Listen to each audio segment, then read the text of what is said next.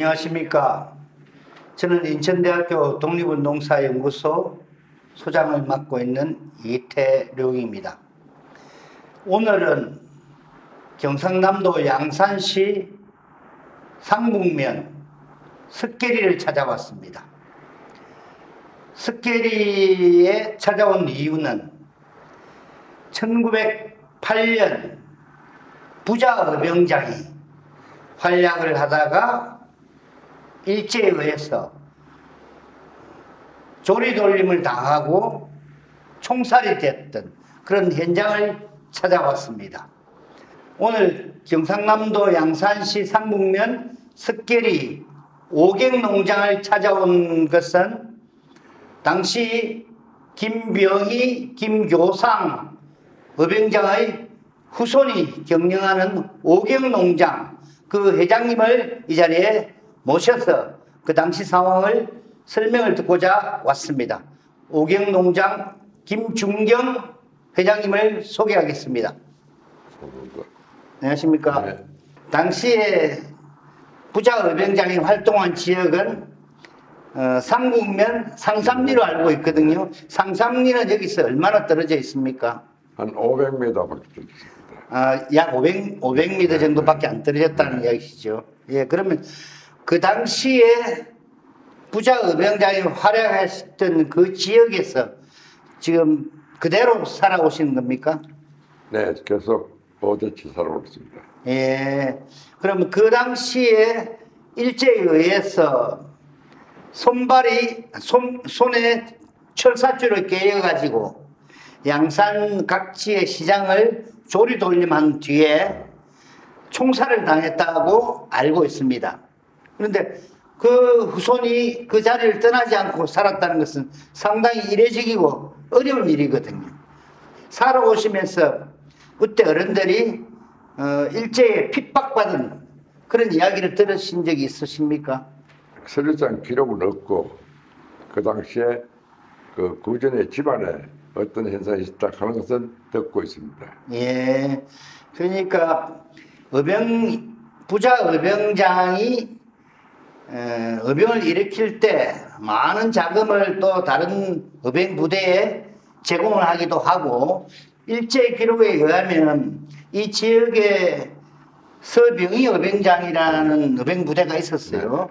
그 서병희 의병장이 이끄는 의병 부대에 일본 돈으로 환산해서 5,000원을 지원했다는 기록이 있습니다.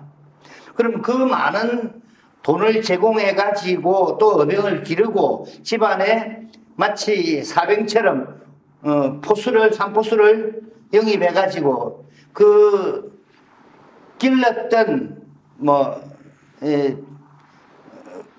어찌 보면은 용병 비슷한 산포수들을 모아서 의병 부대에 보내고 그렇게 한 것으로 추정되는데 그렇게 어려운 일을 해서 부자 의병장이 일제에 의해서 총살까지 당했는데 그 후손이 여기서 그대로 살아오셨다는 거 쉽지 않은 일이거든요. 아마 그 당시 기록 같은 것들은 상당히 없을 것으로 저는 추정합니다. 그 당시에는 모든 가정이 해체돼 가지고 예. 부산 외지에 갔다가 그렇죠. 수습되고 난 뒤에 이제 많은 시간이 흐르고 합병 후에 예. 그 당시에는 합병 전 대한제국시대니까 그렇죠. 전부 갔다가 합병 후에 이제 다시 고향을 돌아온 예. 그러니까 부자의병장이 일제로부터 그런 순국을 당한 이후에 집안이 풍지박산 나가는 바람에 부산이라든지 다른 외지에 가 계시다가 그렇게 살다가 나중에 고향으로 돌아오셨다. 네. 그래서 고향에 돌아와서 학교를 세우고 또 큰 농장을 이루었다는 그런 이야기를 들었습니다. 그 이야기는 나중에 좀 이야기해 주시죠. 네. 제가 지금 이 자료를 찾아서 순국지에도 연재를 하고 또 국가보훈처에 포상 신청을 한 바 있습니다. 그런데 지금 여기 찾아온 것은 의병자에 관한 자료를 발굴하고 어떤 과정을 통해서 포상 신청을 한다는 것을 독립유공자 후손이나 또 궁금해하는 국민들에게 이것을 좀 알려주기 위한 프로그램을 마련한 것이거든요.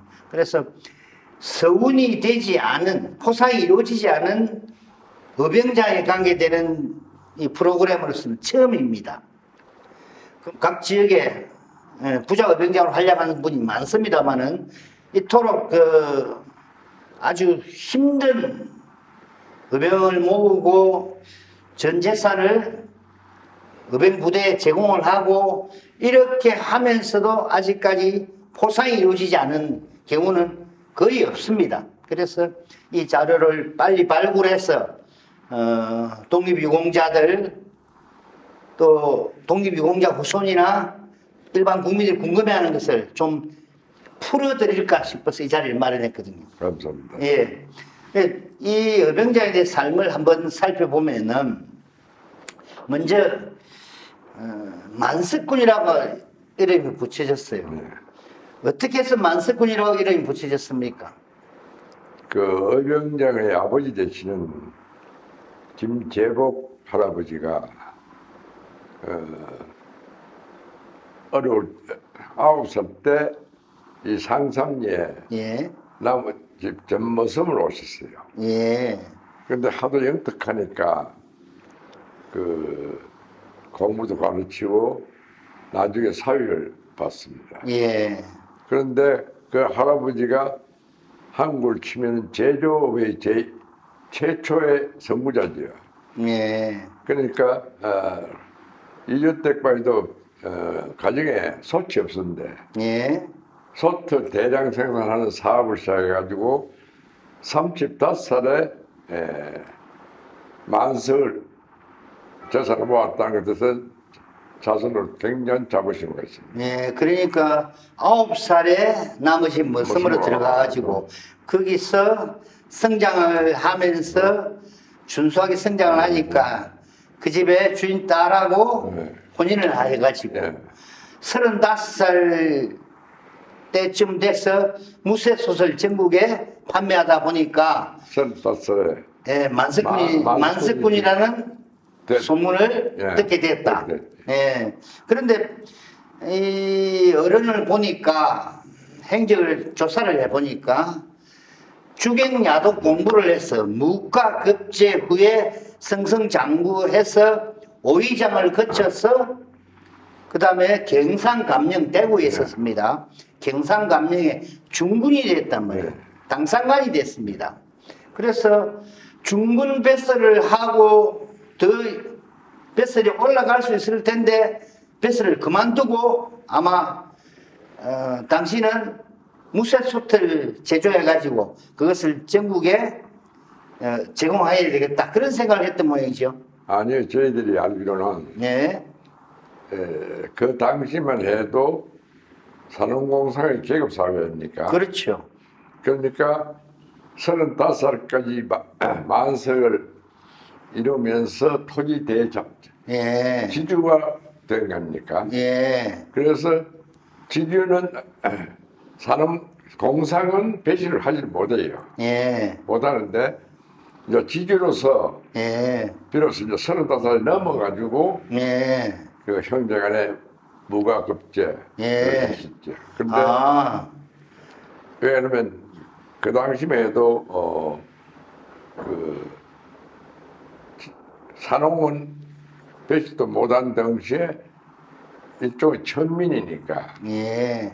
그래서 이제 그 배치를 해가 돈을 모은 게 아니고 그렇죠. 돈을 모아서 소위 농민 예. 농의 계급으로 예, 무슨 말씀인지 알겠습니다. 이제 산업공상에 어떤 차별이 있다 보니까 산업은 뱃설길로 나갈 수 있지만 공상은 거의 뭐 천민은 아니라도 천대시 했다 보니까 뱃설길에 나가기가 어려웠는데 35살까지는 만석군이라는 소리를 들을 정도로 부를 이루어서 대지주가 된 바람에 그 뒤에 무가에 급제해서 뱃슬길을 나갔다. 그런 말씀이시네요. 예, 선천적으로 체력도 형제간에 다 문과 겹쳐있으니까 장수고.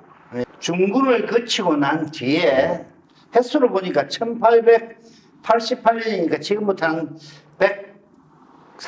130년쯤 전이죠. 네. 그때 이 지역에 흉년이 들어가지고 아주 기근이 들고 흉년이 들다 보니까 당신이 벼 780석을 대구 감령에다가 가난한 사람들에게 구휼하라 해가지고 제공한 것이 기록에 있어요.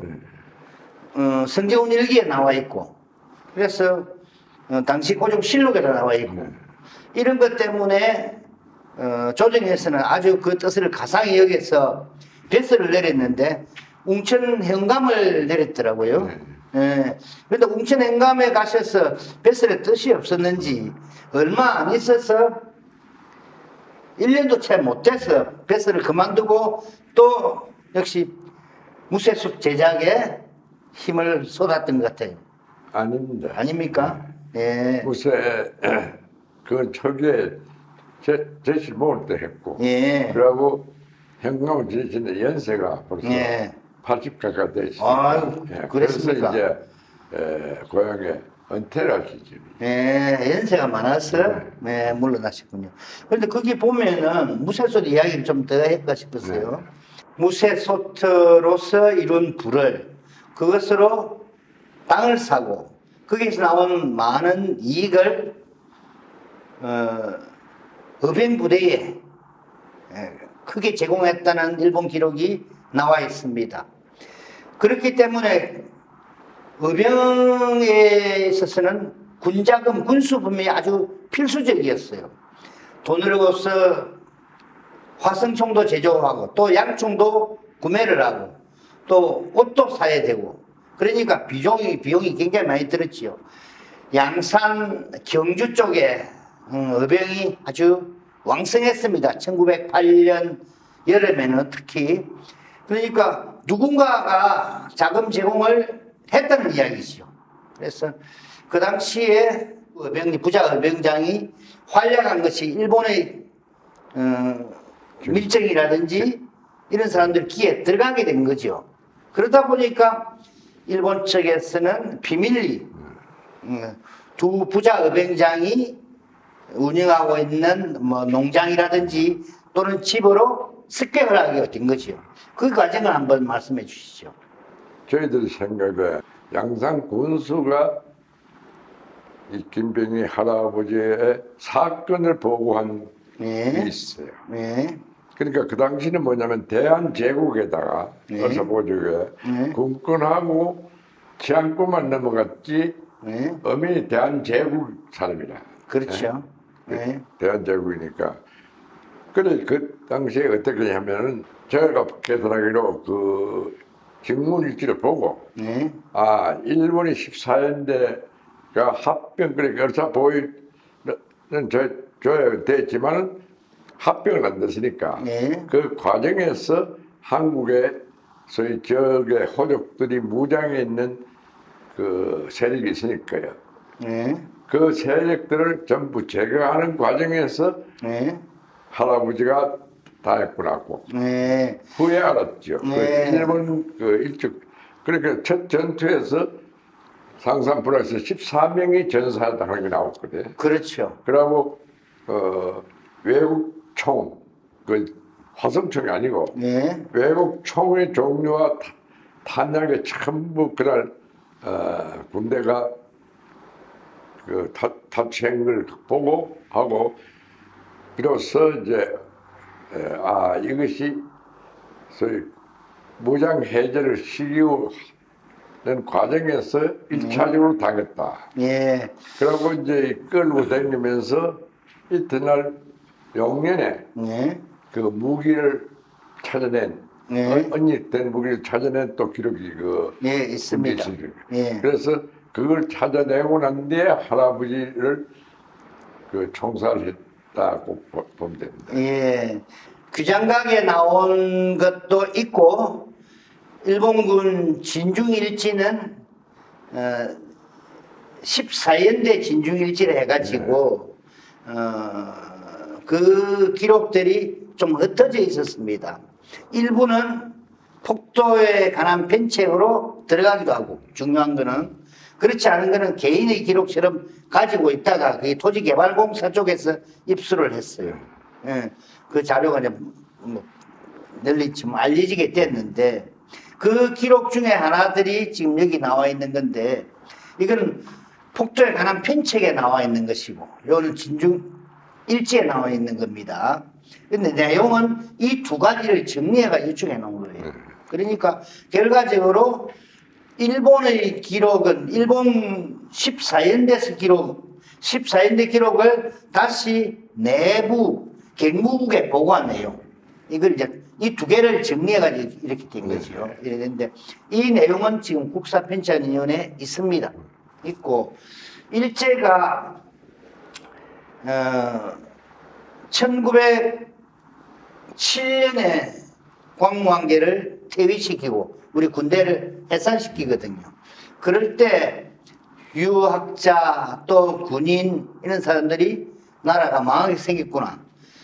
나라가 있고 내 가정이 있고 또 내 살림이 있는 것이지 나라가 무너지면 이게 안 된다 해가지고 의병에 참여한 사람이 있고 직접 뭐 총칼을 들고 나선 사람도 있는가 하면은 그렇지 못하고 유학자들 총칼 들 수도 없지 않습니까? 있는 살림을 제공하기도 하고 일가 친척에 대해서 의병에 대해서 호의적으로 대우를 하라 이런 쪽이 되다 보니까 1907년 8년에는 의병 활동이 아주 많아집니다. 그래서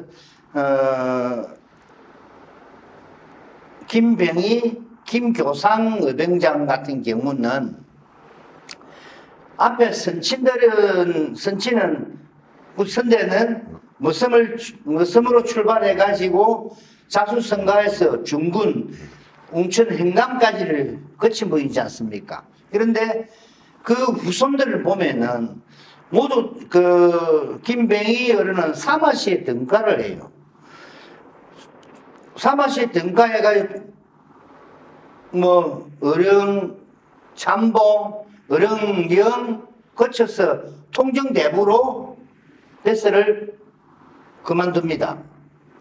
그리고 그 아들인 김교상 선생 같은 경우는 젊어서 참의가 됩니다. 그 당시는 군 계급하고 일반 계급하고를 등치시켰거든요. 참의인데 참의는 칙임관입니다. 황제가 배설을 주는 거예요. 칙령으로 받는 겁니다. 참의가. 우리 오늘날 육군 소위와는 성격이 다릅니다. 그 참의를 거치고 이 지역사회 유지로서 20대인데 활약하게 돼요. 그러니까 이 두 분은 일제 측에서 볼 때는 상당히 이 지역의 유지다 이렇게 판단했는데 대치주의고, 그런데 의병들이 막 이 활동이 아주 심해지고 하다 보니까 뒷조사가 들어갔지요. 조사가 들어가니까 이 자금은 어디서 나왔다. 그리고 일본 기록에 보면은 이렇게 많은 돈이 제공됐다는 것이 나오거든요. 그리고 뭐 일제 기록에 보면은 5천행을 지원했다는 말이 나온단 말이에요. 그럼 소장님 당시 그 무쇠솥을 제작 판매하여 의병들에게 이제 군자금으로 거금을 제공했다고 하는데 그 5만엔이 어느 정도의 가치인가요? 5천행. 네, 5천엔이요. 네. 5천엔은 그 당시에 쌀값으로 따지면 쌀 한 석이 144kg를 말합니다. 오늘날 쌀 한 가마니는 80kg지만 한 석은 144kg에 약 2원했어요. 1907년에 이런 89전, 1908년에 2원 1전, 2원 2전 이렇게 돼 있어요. 가격을 보면. 그러니까 한 2,500석이 되는 거죠. 송아지 한 마리에 6원 정도 했어요. 6원, 8원. 그러니까 어미소 한 마리에 25원 했으니까요. 그리고 5천에는 엄청 큰 돈이죠. 예. 그 큰 돈을 의병부대에 제공했으니까 일제 쪽에서 볼 때는 반드시 이 근원을 없애야 의병이 없어진다는 거지요.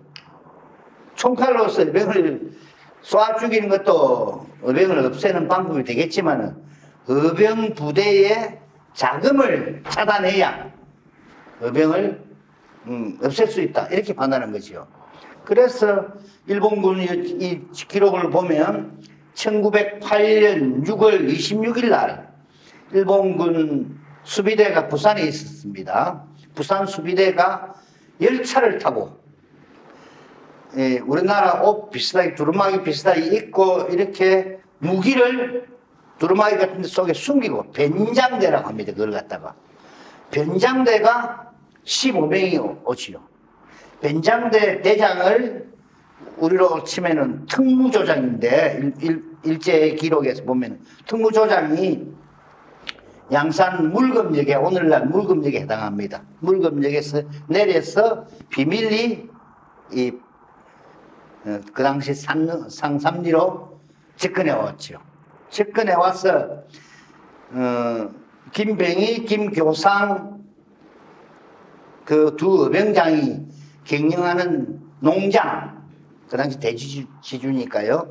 농장에 포수들이 좀 있었다고 합니다. 무슨 비슷하게 일도 할 수도 있고 여러 농장에 일꾼으로 일도 할 수 있는 것들인 그런 상황이지만 상황을 봤을 때 일본 밀정들에 의하면은 그 사람들은 삼포수다. 그래서 그 운영을 어느 정도 길러서 의병 부대에 제공한다. 그래서 이 부대원을 습격해야 한다. 이런 판단을 내린 거예요. 그래서 습격을 하다 보니까 한꺼번에 14명이 순국하게 되고 그 부자 의병장은 거기서 체포됐죠. 피체됐죠. 피체되고 자세히 조사를 해보니까 뭐 포로된 사람을 조사를 해보니까 이쪽 위에 용년에 무기를 갖다가 한꺼번에 다 한 곳에 안 둔단 말이에요. 군데군데 숨겨놔야 되니까. 거기서 서양총 7정, 뭐 다른 근총 2정 이런 실탄, 천발 이런 식으로 나오니까 많은 무기죠. 그 당시로 봐서는 의병 쪽에서 봐서는 화성총만 있는 게 아니에요. 화성총은 열 몇 정이 나왔어요. 그러니까 일제 쪽에서는 이것을 습격하기 위해서 큰 계획을 세웠던 겁니다. 왜? 그날 일본 다른 기록을 보면은 일본군 대대장, 일본군 중대장이 여기 양산 여기 상국면에 왔더랬어요. 그날. 그렇기 때문에 이 부자 의병장에 대한 습격은 일제의 큰 작전에 의해서 되었다 저는 판단을 합니다. 네. 그리고 조리 돌림을 당했다고 후손들은 알고 있지 않았습니까? 네네. 이 앞에 자료를 보니까 또 족보라든지 제재 등본을 보니까 순국한 일자가 아들이 이틀 먼저 돌아가시고 아버지가 이틀 뒤에 돌아가시고 날짜가 각각 달라요. 그 상황에 대해서 한번 설명합니다. 아마 그 장태 순국 돌림을 하고 네. 그 아버지는 그 통도서 뒷산에서 네. 전역이 되고 네. 아들은 그 양산 상국면 대성지에서 처형돼 있는데 네. 돌아가신 날은 모르고 네. 시체를 찾아가라 하면서 시신을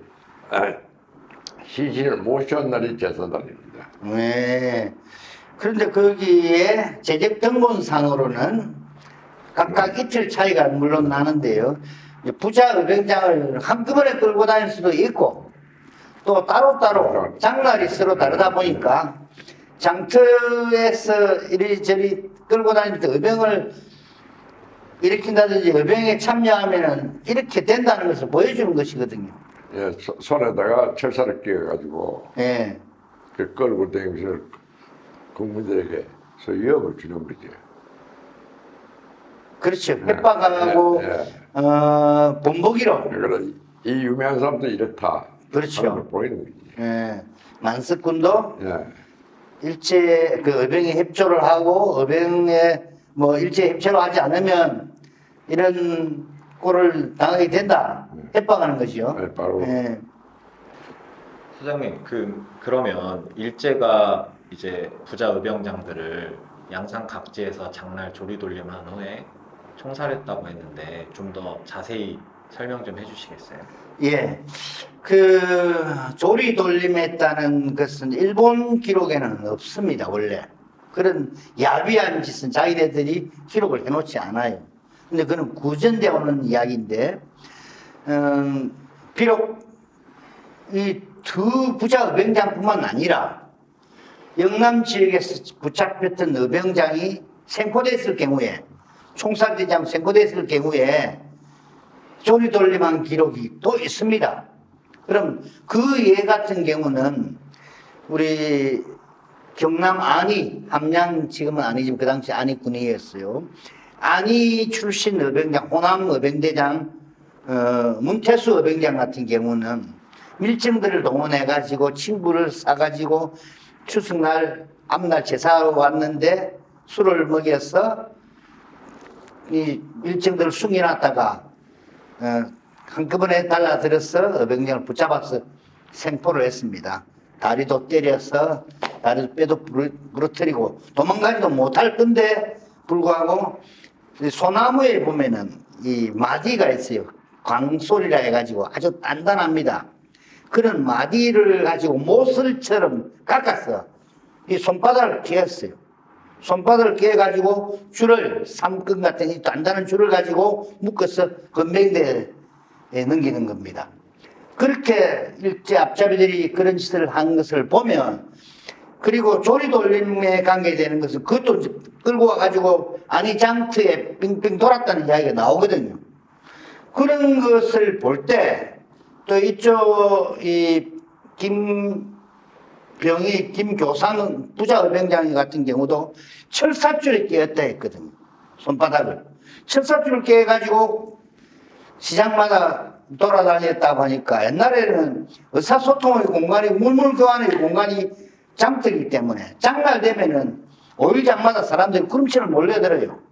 그렇기 때문에 많은 사람들이 보고 의병에 참여하겠다는 용기가 생기겠습니까? 일제는 그런 본보기를 보기 위해서 아주 잔인한 그런 방법을 동원했던 것으로 보여집니다. 예, 그 회장님 사무실에 보니까 이 칙명이 걸려 있어요. 이 칙명이 어떻게 해서 지금까지 보존해 오는지 말씀해 주시겠습니까? 유일하게 김제부 할아버지 서류가 남은 것이 예. 이게 하나가 그 6.25 후에 또 피난다니면서도 현재 저서까지 우연히 남아 있습니다. 그래서 예. 그 액자를 만들어 가지고 예. 그래 부자 의병장에 관계되는 것은 패스를 많이 했기 때문에 상당히 많았을 텐데 그것들은 일제 강점기를 거치면서 사라져버리고 이것이 남아있는데 제가 한번 읽어보겠습니다. 칙명, 종이품, 가선대부, 김재복선 가의 대부자, 광무 6년 7월 1일 이렇게 되어 있습니다. 광무 6년, 광무 7년 6년 같으면 광무 1년이 원년이 1897년이니까 1902년에 해당됩니다. 1902년이고 종이품 가선대부라는 것이 또 승품을 주어서 가의대부 됐다니까 도대체 이게 그럼 정이품이냐 이렇게 이제 생각이 쉽거든요. 일반적으로 가선대부라는 것은 많이 알려져 있어요.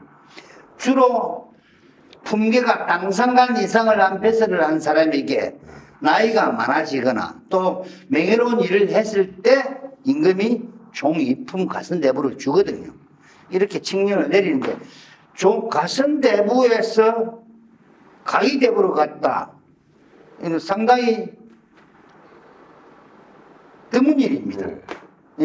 이게 무슨 이야기 둘 다 종이품이지만 종이품 하계에 해당하는 것이 각선대부고, 가의 대부는 당상관 이상을 내도 주로 참판이나 관찰사 벼슬을 한 사람에게 내렸거든요. 그러니까 그만큼 대우를 했다는 이야기죠.